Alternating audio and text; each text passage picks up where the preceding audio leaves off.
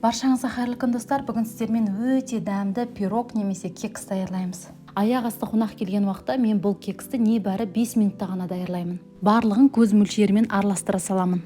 Сіздер үшін барлық ингредиенттерді өлшеп жасадым. Бір ыдысқа 2 жұмыртқаны саламыз. Оған 150 грамм сметана немесе майлылығы жоғары кефирді құямыз. Оған 120-150 грамм қант қосамыз. 200 грамм ерітілген сары май құямыз.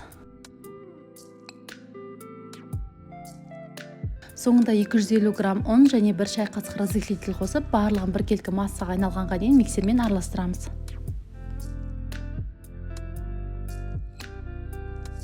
Біркелкі болған массаға кез келген жеміс-жидекті қоссаңыздар болады.